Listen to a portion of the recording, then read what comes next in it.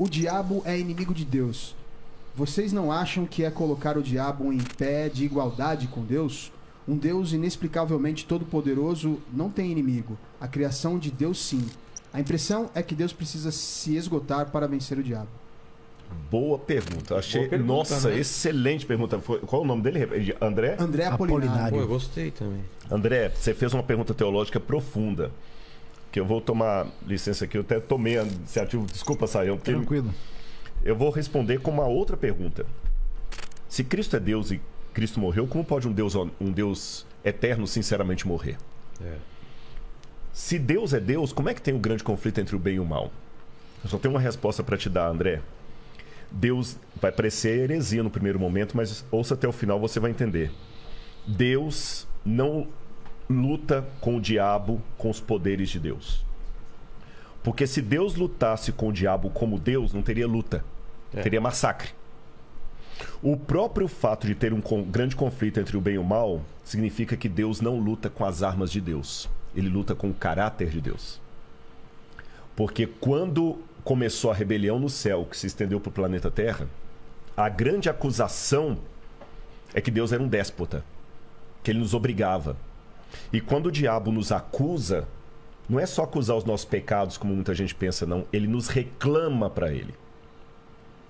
E como no caso do livro de Jó, que ele falou o seguinte: Jó está te servindo porque o Senhor compra Jó, tira os bens dele, eu quero ver se te segue.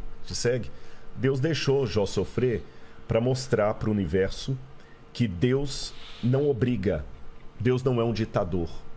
E no final das contas, o bem vai vencer o mal, não com superpoderes de Deus, Marvel, mas sim com o caráter de Deus. Porque Jesus, por exemplo, venceu o mal quando ele estava mais fragilizado, na cruz do Calvário.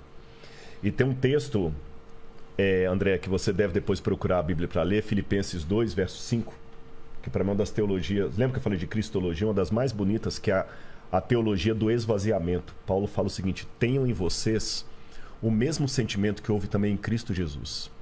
Porque ele, vivendo na forma de Deus, não ficou agarrado ao fato de ser Deus.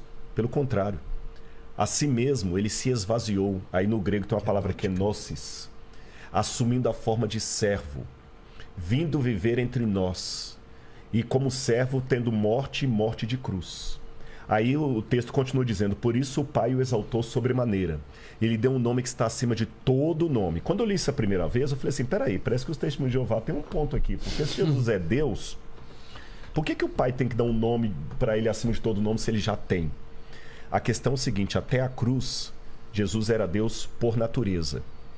Mas com o que ele fez na cruz do Calvário, ele é Deus por natureza e por honra ao mérito. Ele é Deus e merece ser Deus. Se tivesse vaga para Deus no universo, o único ser capaz moralmente é Jesus. Porque é fácil ser Deus quando você tem os poderes de Deus, mas manter a nobridade, o caráter de Deus, quando você está temporariamente destituído daquela glória, é que é a questão. E ele venceu com a fraqueza, ele venceu com o caráter. Ele não venceu o diabo jogando raiozinho.